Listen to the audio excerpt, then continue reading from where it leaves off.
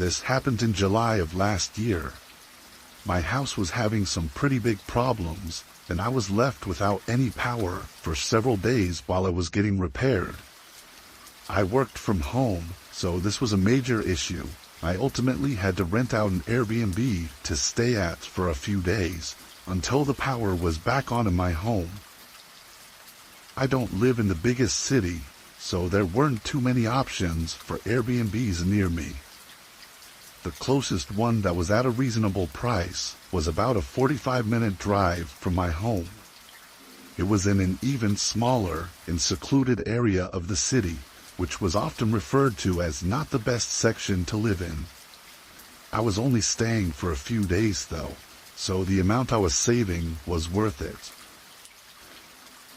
When I arrived, I went right inside and basically straight to bed, exhausted from everything going on with my house. In the morning, I got up early and started setting up my laptop and workspace. Just before I had to start work though, there was a knock at the door. I debated whether or not to open it because it wasn't even my house, but thinking it might be the host or something, I went up and checked who it was. On the porch was a man, maybe early 30s, and covered in tattoos. He didn't look like an Airbnb host, or even like a salesperson. Unsure why he was here, and not really wanting to know, I figured I'd leave it. I walked away from the door and back to the desk, finishing getting ready and starting work. I had some meetings and a lot of work to catch up on from my absence the last few days. I don't think I left the desk until 8 p.m., and even then, I was considering going back to work after going out and picking up dinner. Only a couple minutes after I got back and started eating though, another knock came at the door. I immediately got up and went to check who it was, and I wasn't surprised to see it was that same guy from before. What could he possibly want from me this late in the day though? I was actually more bothered than I was concerned. But again, I just walked away from the door and went back to eat my dinner. After 30 minutes, and around 10 p.m., I decided to work for at least another hour. I was tired, but the work had to get done, and I knew putting it off until tomorrow would just make me more stressed. I put my headphones in and tried to focus for the next hour. I got a lot done, and once I was satisfied, I finally closed my laptop for the night. I hadn't realized how dark it had gotten. I guess my laptop screen was the only light I had on. I went to the front and flicked on the light, and the chill instantly rushed through me. Going down the front hallway were faint but unmistakable shoe prints. Looking around, they were all over the place, even going right up behind the desk I was working at. Terrified, I slowly followed them down to the back door, which was cracked open. I don't even know how to describe what I was feeling. It was just pure horror.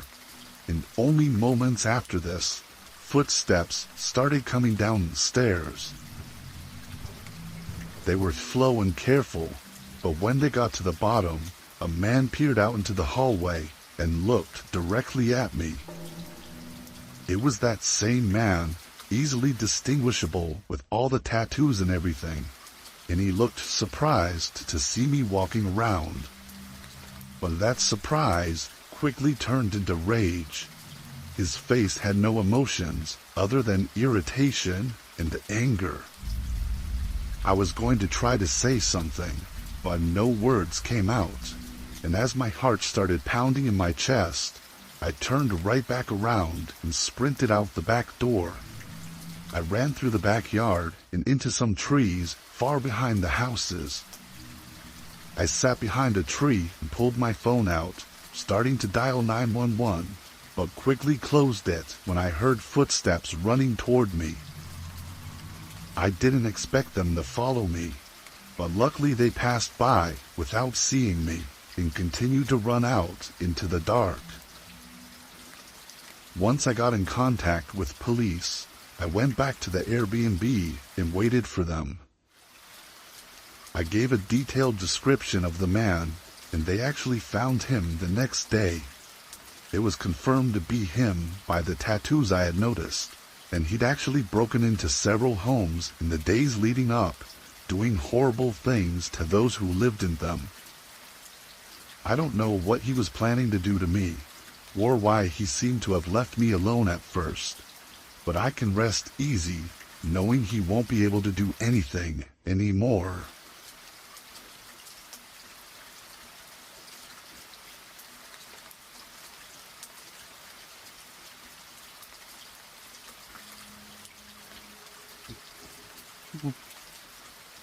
I was driving across the country for a kind of hectic trip.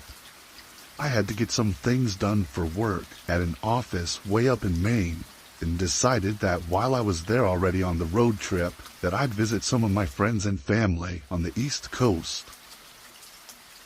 During my 4th day of driving, I was spending most of that day going through Pennsylvania. There were a lot of cool towns, but most of the drive was through nothing. And to get where I was going, it was taking me on a lot of side routes, which were these long and empty one-lane highways. As it was getting late, rain started coming down, and my fuel was running low. I hadn't passed any gas stations in a while, so I figured there had to be one soon. But again, this road wasn't really going through any towns. I continued through the rain for another 30 minutes, and barely through the fog, I saw a sign for a gas station, and a couple moments later, it showed up ahead of me. It was off the side of the road, nestled in the trees, and was really small. It only had 2 pumps and a tiny concession building behind it. Having no other choice, I pulled in and parked, getting out and opening up my gas tank. When I pulled the pump off, then tried to insert my card though, it didn't work. I wiped the dusty screen and tried to see what it was saying, but it didn't say anything. It wasn't even on. I then went over to the only other pump, and it was also off. Frustrated, I looked around. With it raining and being well past sunset, it was really hard to make anything out. Sure, the place looked old and outdated, but so did a lot of other gas stations. After a closer look, though, I noticed a small light inside the concession building. Hoping it was a worker that could help me, I stepped out from under the overhang covering the pumps and ran up to the door. Moisture was covering the entire glass door, so I couldn't see inside. All I could see was the light reflecting through the glass. I grabbed the handle and it screeched open. When I stepped inside, I immediately knew something was wrong. The store shelves were empty, and some even knocked over, and the place just looked like it was destroyed. The light was coming from somewhere in the back, though, and was now clearly some sort of lamp or something. Definitely not a regular store light. I was only in there for a few seconds, and after seeing all of that, I quickly stepped back outside. I didn't know what was going on in there, but I knew it couldn't be anything good, and definitely not helpful for my situation. As I backed out of the store and into the rain, I turned around toward my car, but a person was standing next to it. They were completely drenched in water and were just looking around my car and into the windows. "Hey, what are you doing?" I yelled as I quickly made my way up to them. They shot a look at me, then moved their eyes behind me. I turned back to look at the building. The front door was opened, and a man came out into the rain. He had long black hair and a sickly look. He spent no time assessing the situation and instantly started running at me. The other person by my car just backed away as I got inside, but the man running didn't slow down. He came right up to my door and tried opening it, and as I pulled away, a loud metallic scrape vibrated through the car. I sped out of there and back onto the road, making it another half hour before my car ran out of gas. Luckily, I had cell service in the area and was able to get help. While I waited, though, I looked at the outside of my car and saw a huge line going across the door. It looked like the man had run a knife along it when I drove away. Police informed me later that night that the gas station I was at was not in service for at least a decade. Other than that, though, nothing else came of it. And what would have happened if I didn't get out in time is left to nothing but theories.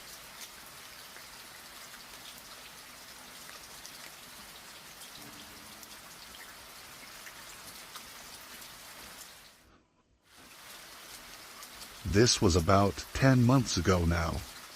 I was spending a few days with my best friend from college in his hometown. I'll call him Chris for privacy. It was a really small town from what I was used to, but Chris was showing me around and we went to the bars and just hung out and had a good time. On my last night there, he mentioned a place he'd been wanting to explore for a while, but hadn't had anyone to go with.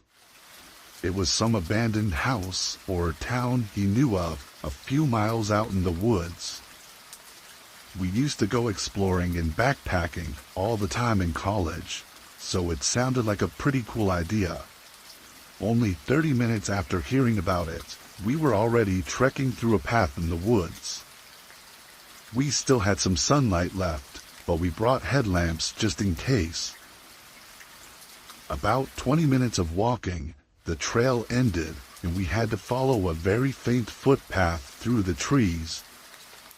It went on for another hour before we made it. We could see a house out in the distance, and as we got closer, we could see several more behind it. It wasn't what either of us expected, though. The houses didn't really look that old. They looked weathered and heavily damaged, but had modern siding and stuff like that made them look kind of like any other house. There was even a tiny gravel road leading from each of the homes.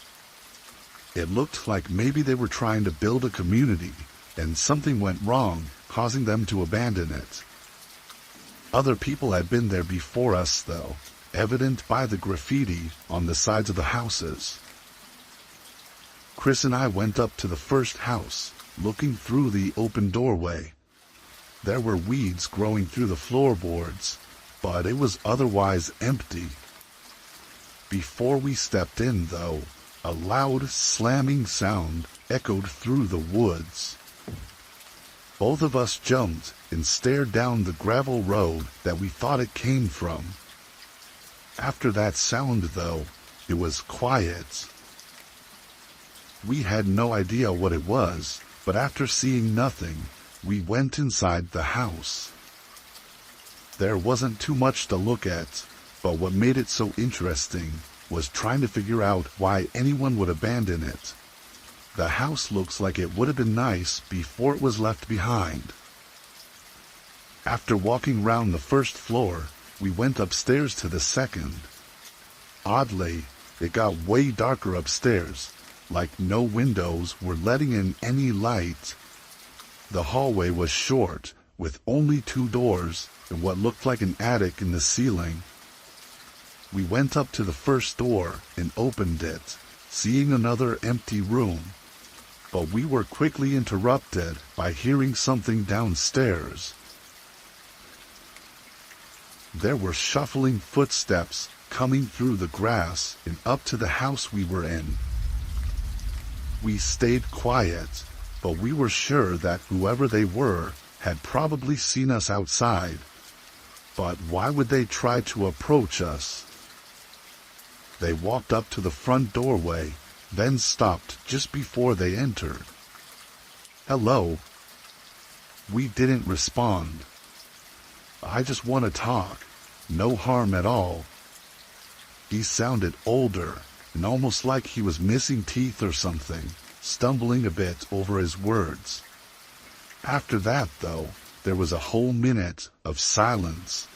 He didn't say anything else, but we didn't hear him leave either.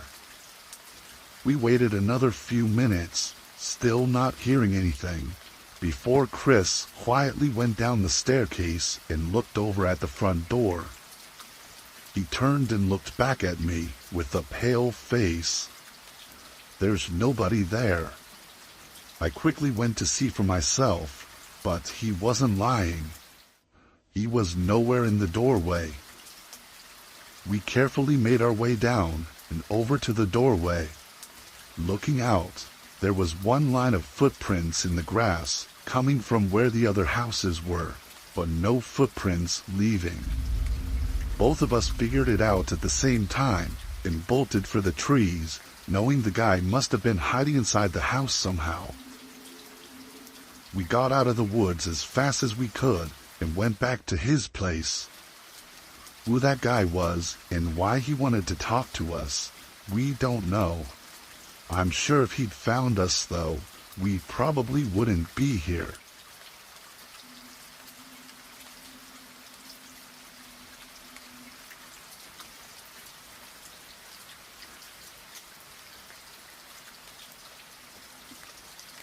I was backpacking through a route I'd found in the Cascades National Park. It was an out-and-back trail that typically takes 3 days one way and 3 days back. I didn't know too much about it, or how popular of a trail it was, but when doing these long backpacking routes, it usually doesn't matter, because you'll most likely not run into many people anyway. On my third day out, though, I passed by one of the campsites and saw a man sitting by his tent. I took a break and we talked for a bit, where he mentioned he was staying there for the night and heading to the peak of the trail on the following day. I told him that that's where I was heading today and that I'll probably see him when he gets there. I left shortly after and got to what would be my campsite for the next 2 nights.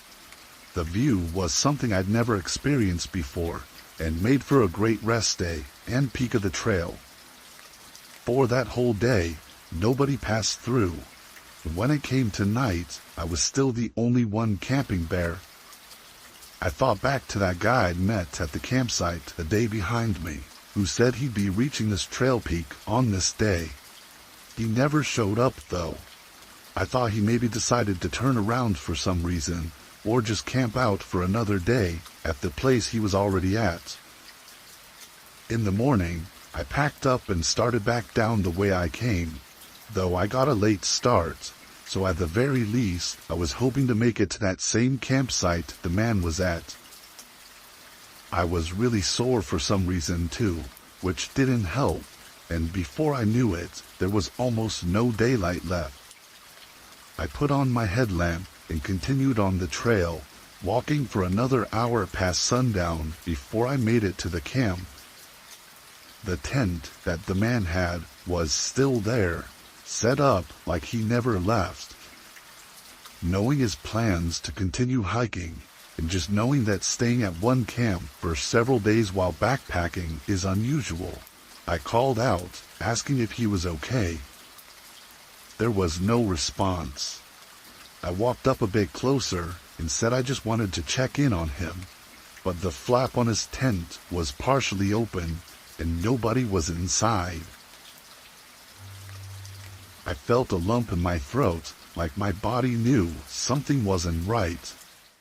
I stood and looked all around, not seeing a single sign of him anywhere, until I saw a glimmer in the distance. There was a faint light sitting still far out in the woods. I began walking up to it, going about 40 yards from the tents before I found the source. It was a headlamp laying on the ground like it had been accidentally left behind. and the light was so dim that it must have been nearly out of batteries. And it was just then that I noticed someone watching me. They were standing not too far, just 10 yards away, and clearly trying to not be seen. I knew in my gut that this wasn't the man from before, but I felt like I had to say or do something. "Hello? Do you need help?" They stood still and quiet.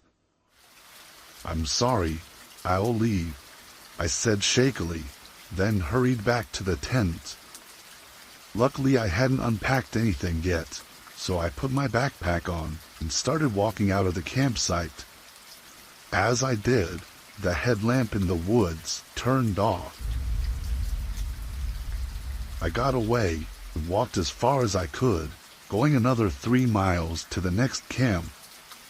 I reported it as soon as I could as well, and unfortunately, it was just what I thought it was.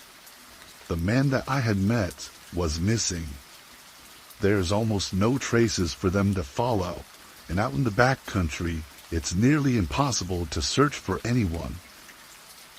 Who that person I saw out there was is likely the biggest unknown that could give us answers as to what happened, though it seems like most of us are aware of the most probable scenario that took place.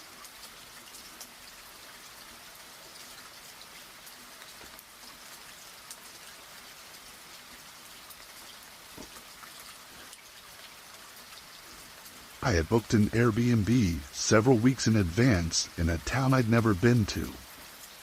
A client I was meeting for work lived in the area, so I was only staying there for a day and then driving back home afterward. The drive was 3 hours, and when I pulled into the driveway and got out, the neighborhood it was in was very quiet. Most of the houses' lights were off, and trees covered the lawns, blocking out most of the view. The only thing I really saw was a person walking down the road. They were far down, and nothing really looked off about it, but for some reason it just gave me a strange feeling. I went up and unlocked the door, going inside and situating myself. It was a very average house, nothing really special about it, but was great for what I needed it for.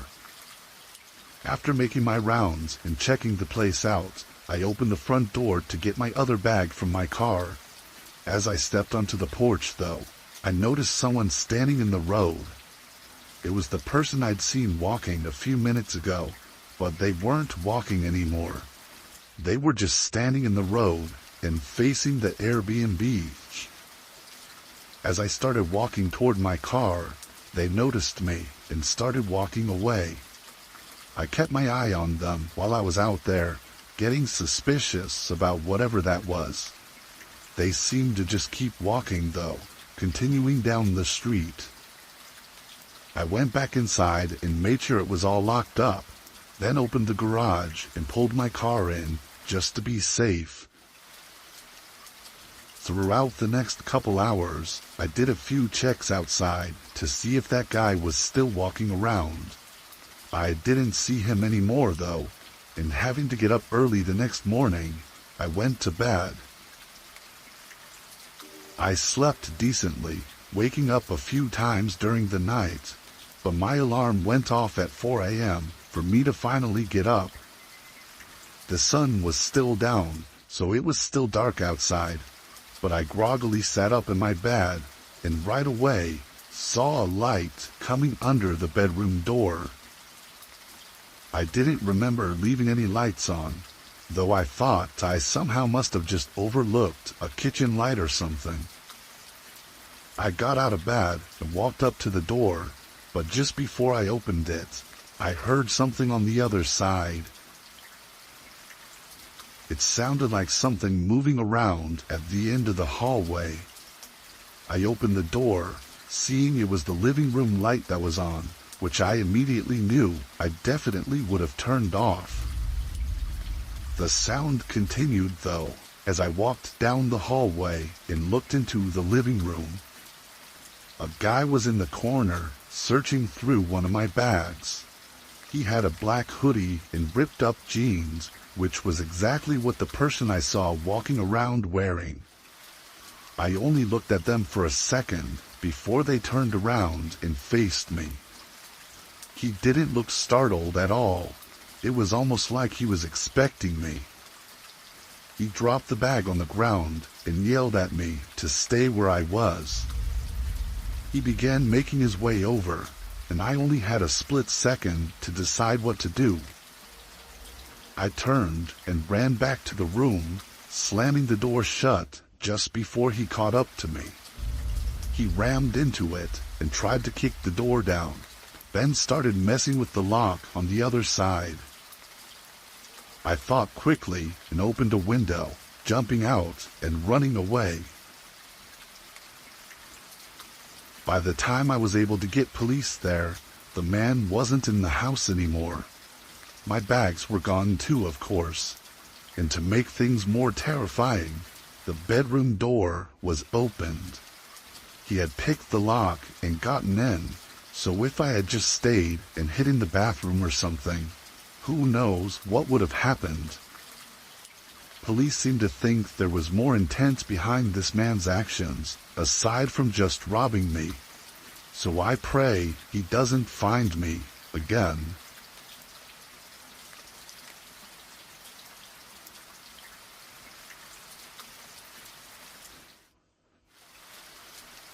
Earlier this spring, I was camping in the woods 4 hours north of where I live. There was a small lake that I'd go to a lot. It was never crowded, or even really known about, I don't think, so it made for a nice peaceful getaway every time I went.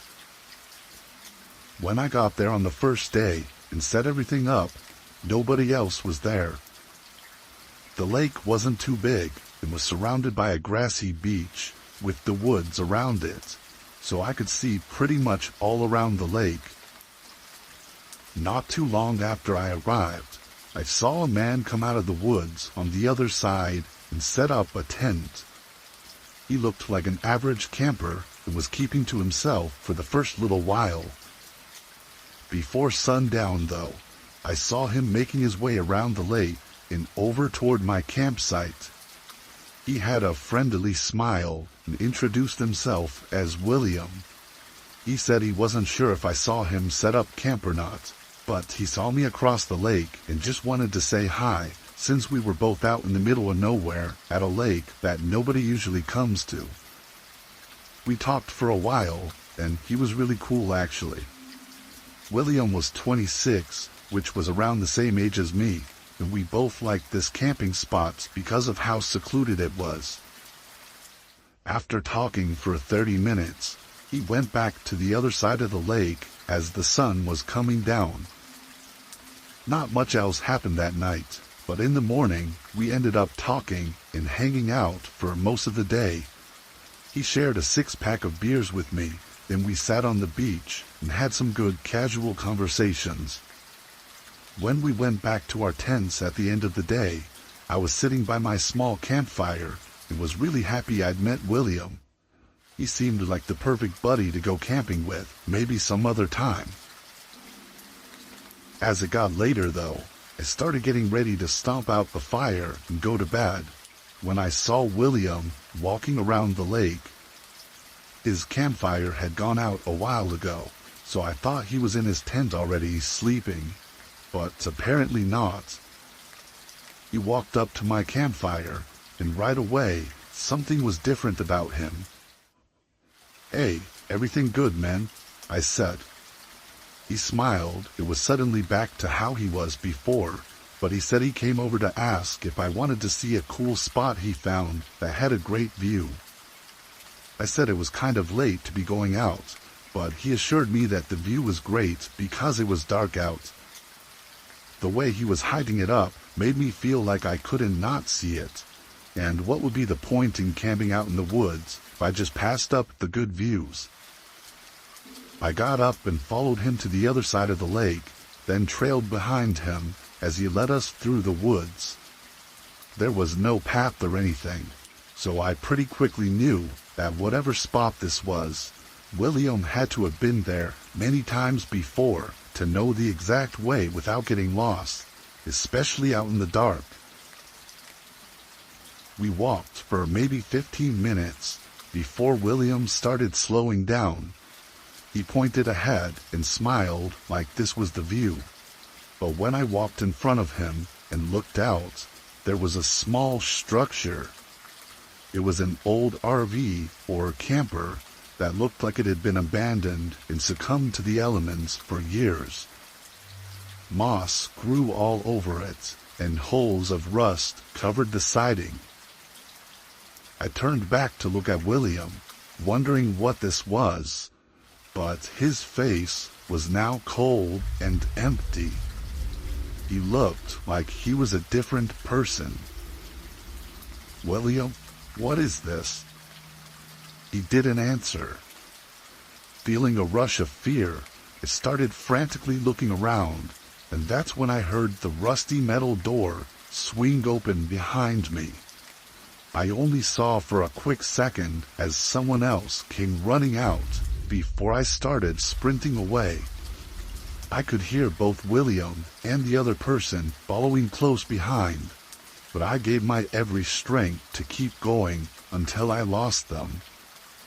By then, I'd run so far into the woods that I had no idea where I was.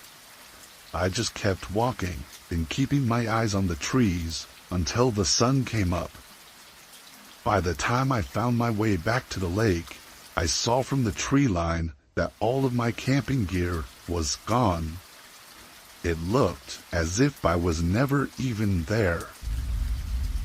I stayed hidden and got back on the trail, making it back to my car. I made a report with the local police, but they never mentioned finding anything. I don't think they even really looked, to be honest. What was planned for me that night is horrifying to think about, but at least I got out before having to witness it firsthand.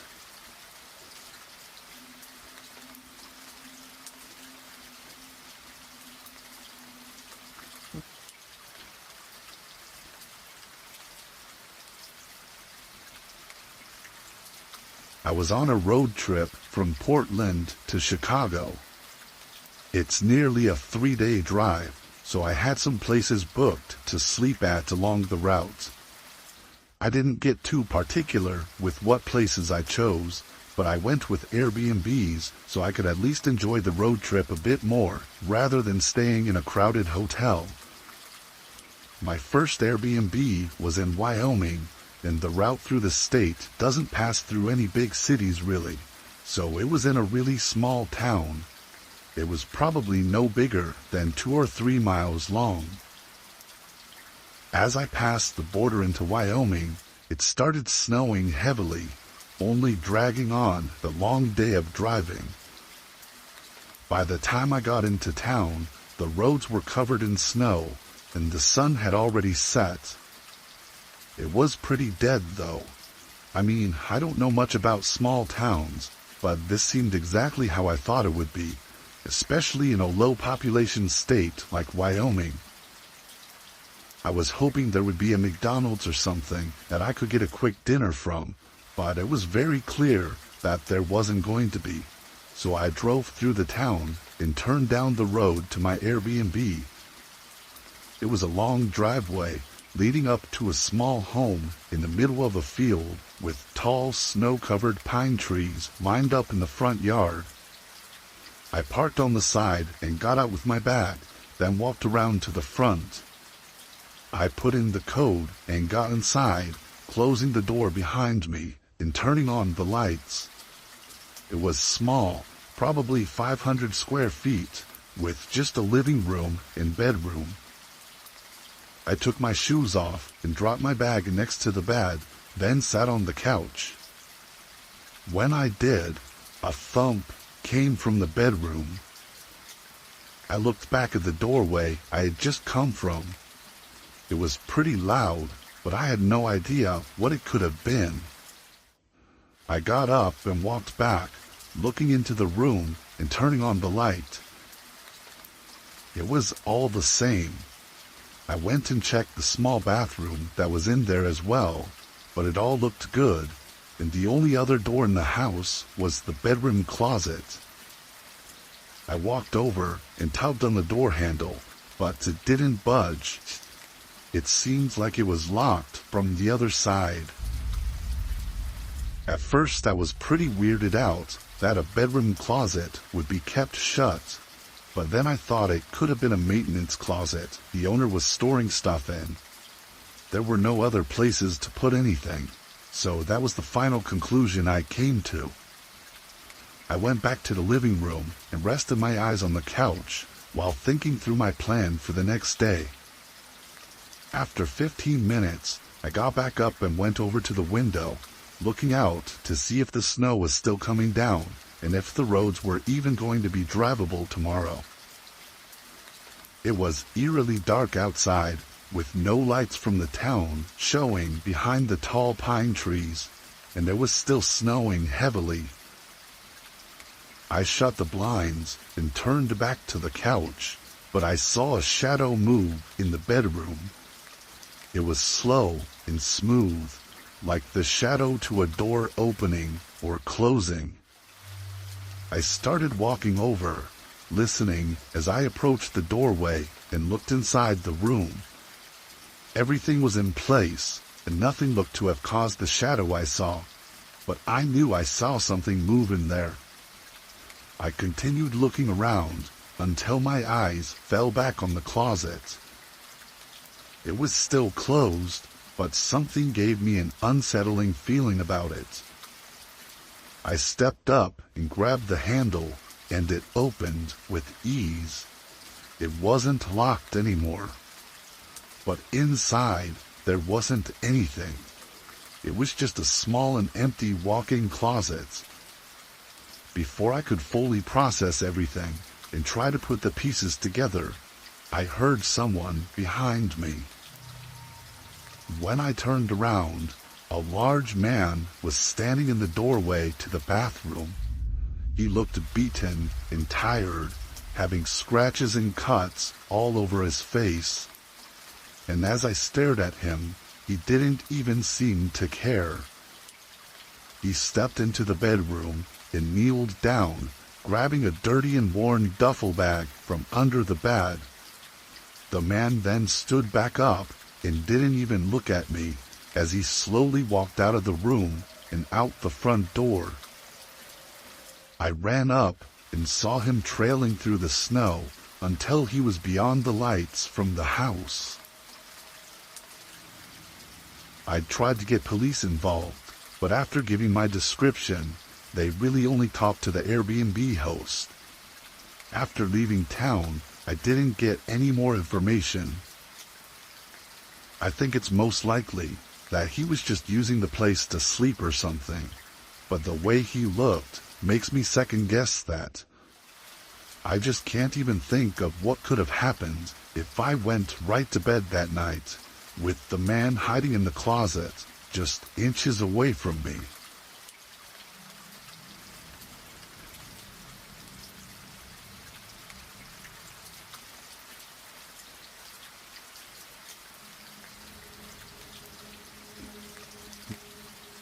This was a few months ago, while driving for DoorDash. I only drive as a side gig, maybe 10 to 15 hours a week. This night I was only doing a couple orders since it was already late, and I had picked up a small order around 1 a.m. It was to be delivered to a business building somewhere across town, which was apparent by the address. This was a normal thing, usually for overnight workers or whatever. When I pulled into the parking lot, though, it was empty. No cars at all, and it didn't look like there was a parking lot behind the building either. I parked in a spot near the front and got out with the food. The place was definitely an office building of some kind and was smaller than most, being only 2 stories and not very wide. All the lights were off in the windows, though, aside from one light behind the front door. I walked up to the door and checked the app, seeing it has specific drop-off instructions to enter the main hallway and leave the bag outside of room 232. I looked through the door in the building, seeing this hallway with a bunch of closed doors on either side. Delivering to specific rooms I'd only done at hotels, so this was kind of new for me. I tested the door, pushing on it, and it was unlocked, so I stepped inside. I expected to hear people working, moving around, or talking, but instead didn't hear anything. There wasn't a single sound in the whole building. It was just white noise from the overhead lights buzzing above me. As I passed the first few doors, though, they were all numbers in the 100s, like 102 and 106. The room the instructions said to leave it at was in the 200s, so I assumed that meant it was on the second floor. In the middle of the hallway was the doorway leading to the staircase. It was held open with a wedge door stopper on the floor, but the lights weren't on.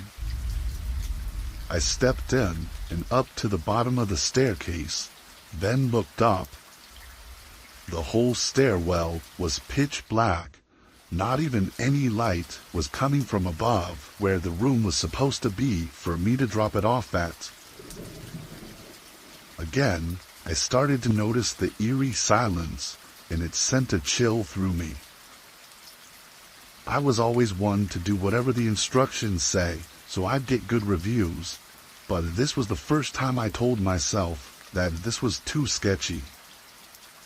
I stepped out of the stairwell and back into the hallway, and just as I did, the door right across from me opened. The lights in that room were off, but a man emerged from behind the door and stepped into the hallway. He was wearing street clothes and just didn't look like an office worker at all. But he stood in front of me and pointed past me at the stairwell. 232 is up there. I nodded, but didn't move, and neither did he. He just looked me in the eyes with a look like he was suppressing his anger. After an intense few seconds, I dropped the bag on the ground and started quickly walking to the exit. The man didn't follow me, but I heard his footsteps go into the stairwell and up the stairs as I left the building. I got in my car and left. I didn't know what that was, or if I was maybe overreacting about it, so I didn't call the police. The following day, though, the police actually called me. Apparently the office reported a break-in, and in the CCTV footage, they saw my car and license plate, tracking it back to me. They also had footage of the break-in, and so they called me in to question me about any information I might have. I didn't have much to give, but it turned out there were actually 3 people that broke inside.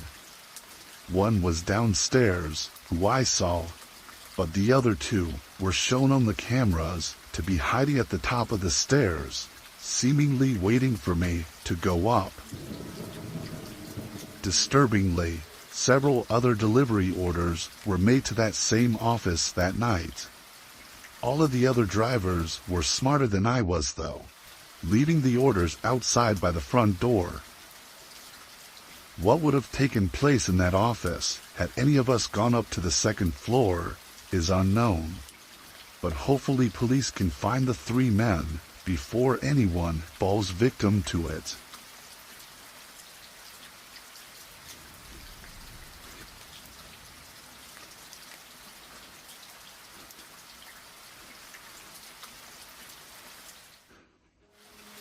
My wife and I take yearly vacations to different places. It's our way of taking a break from regular everyday life, as well as getting to spend some quality time together. This year we had a cabin booked in Washington State. It was far out and described online as being quiet and peaceful, away from any other places or people.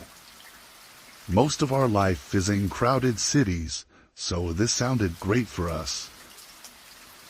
When we flew in, we walked to a grocery store to pick up what we needed, then took a taxi out to the cabin.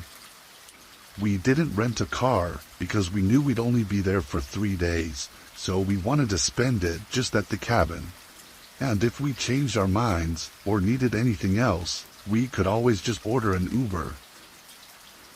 The taxi ride was just over an hour from the town we landed in.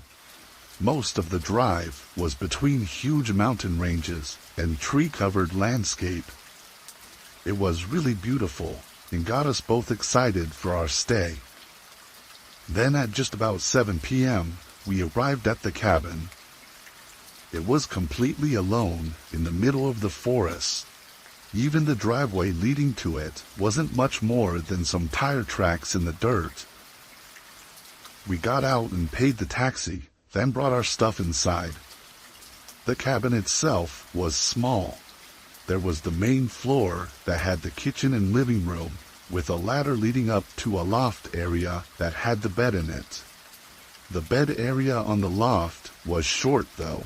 You literally had to crawl into the bed, kind of like one you'd see in a tiny home. Anyway, we unpacked the groceries, made a very quick dinner since we were tired from the flight.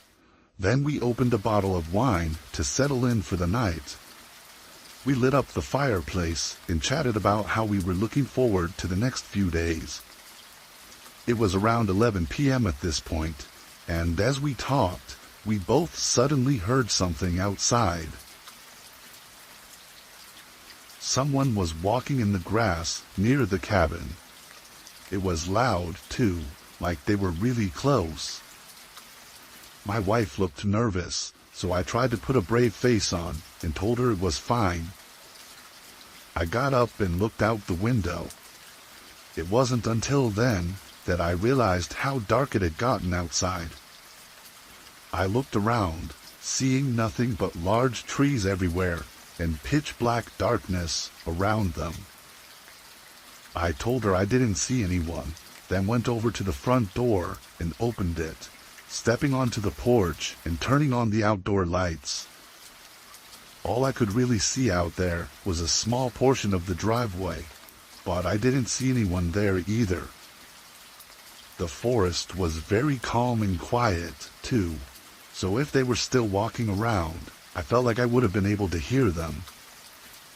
I went back inside and asked my wife if she heard the footsteps anymore, but she said the sounds didn't seem to fade out. It just stopped suddenly from somewhere behind the cabin. My brave act was starting to fall through, and I told her to go up to the loft and stay quiet while I figured out what was going on. I went around and checked all the windows again, not seeing anything, so I went back to the front door. I was preparing myself to go back outside when a sudden thump shook the cabin. I looked up at my wife, who was looking up at the ceiling. Someone was on the roof of the cabin.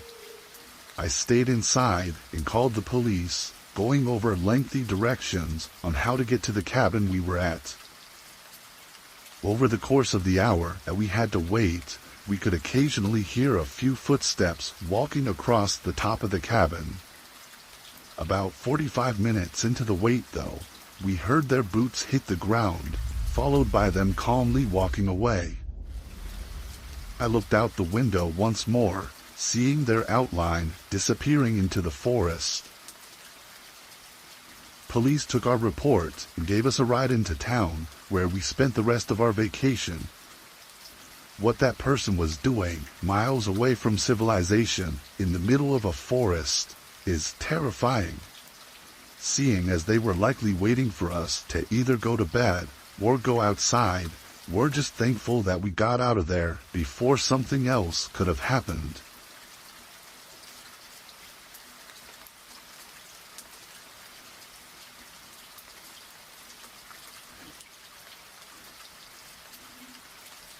I've owned and lived in the same house for 8 years. It's a normal family-sized home, which was relevant when I had roommates, but when they moved out and it just became me living here, I had nothing to do with the extra space. It was technically a 4-bedroom house, but I only used 2 of the bedrooms. One is my main bedroom, and one is the gaming room. The other 2 rooms were on the far end of the upstairs hallway. One had a few storage boxes in it, and the other was completely empty. After getting out of work at 9, I picked up Wendy's on the way home and pretty much went right to the game room. I was off tomorrow, so what better to do than game all night? I put my headphones on and loaded up COD, but before I had time to even load into a match, I thought I heard something that sounded like a knock at the front door. I took my headset off and listened, but not hearing anything, and figuring they would have knocked again if there was someone there, I went back to my game. Probably a whole 2 hours went by, and then I heard it again. It sounded like either a knock or a door closing or something like that. But with my headphones on and with my room door closed, it was way too quiet for me to tell.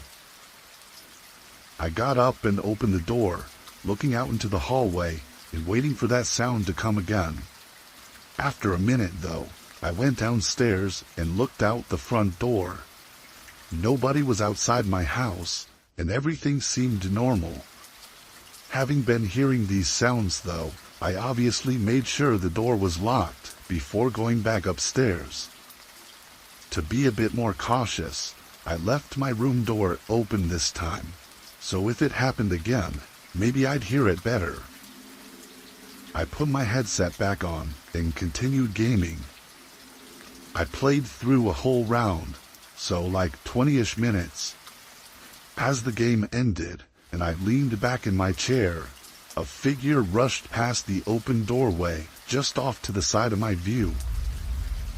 I immediately threw my headphones off and jumped from my chair. Horrified and unsure what to do, I just stared at the doorway.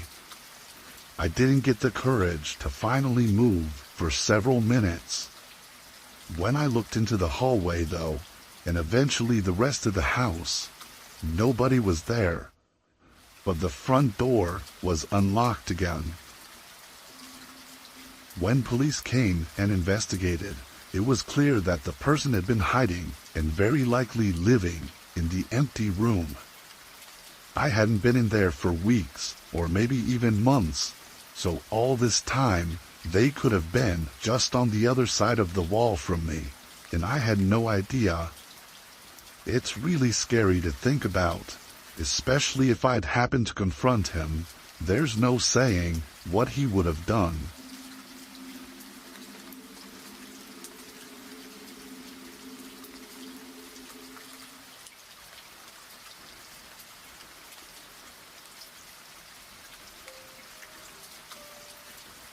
When I was 19, I worked as an Uber driver. I hadn't figured out quite what I wanted to do with my life yet.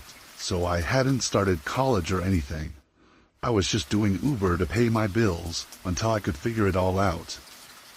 This night, I was driving from 7 p.m. to 3 a.m., or that's what I was planning to do. Most other drivers weren't working around those times, and I was always more of a night person, so this was just when I liked to work. Around 11, I picked up a lady from a bar and drove 35 minutes away to drop her off at home. It was pretty much at the edge of the city, in a much more secluded and quiet area. After that, another pickup request came through from somewhere 10 minutes away. I was reluctant to accept it because the drop-off location wasn't back toward the city, but instead further out. I still ended up accepting it, and just hoped that the next person would be going towards the city where there would likely be more work. I pulled onto the road and started driving to the pickup spot. The road to get there was through a bunch of farmland and not much else. It was pretty empty of any other cars, too. Once I got to the last turn, It was down a thin dirt road, going between a field of tall grass or wheat. At the end, I could see a farmhouse on top of a small hill.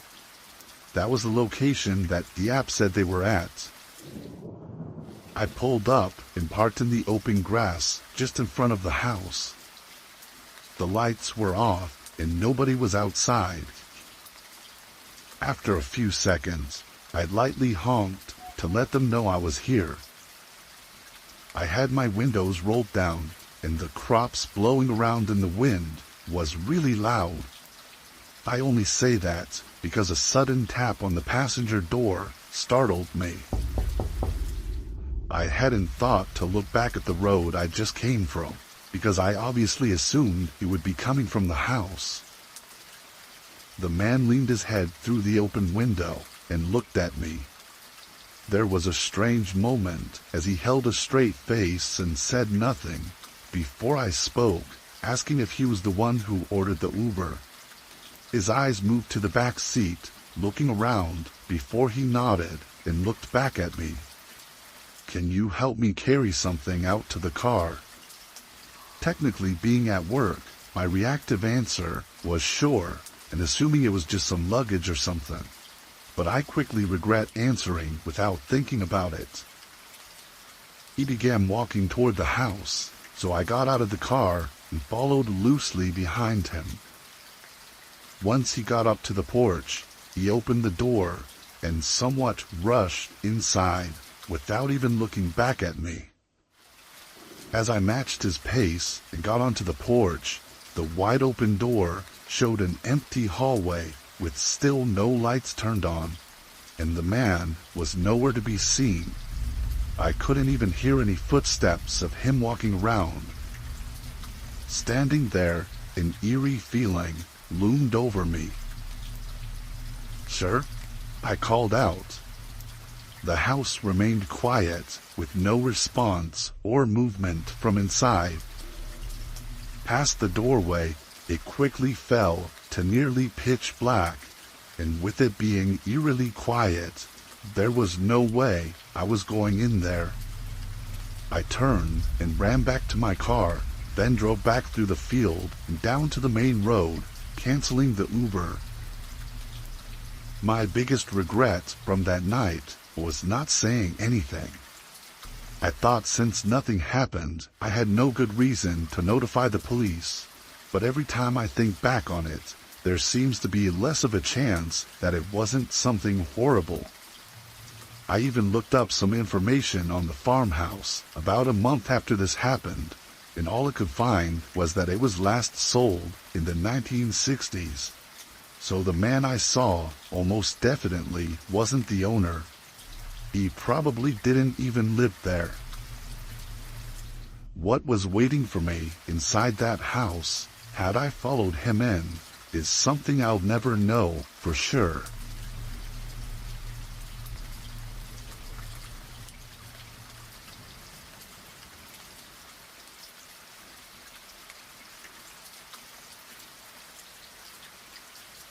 This happened to me just a bit over a year ago. I'm 24 and have a townhouse in the suburbs. I live alone, which for me gets really boring, so I try to have friends over whenever I can. My closest friends come a couple times a week, and sometimes even sleep over to escape their parents' houses. I didn't have any plans this night, but I had plans for the next day with my friend Sarah, who was supposed to be coming over to have a movie night. So I really was just trying to get this night over with and looking forward to the next day. I went to bed early, like 9:15. In the middle of the night, I woke up.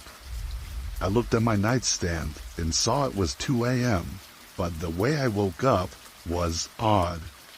My heart was pounding for some reason, and my brain was very alert and aware, like something was happening. I thought maybe I had just woken up from a nightmare or something, until I heard a click from downstairs. I sat up. A door slowly screeched open, and I could hear someone's footsteps entering my home.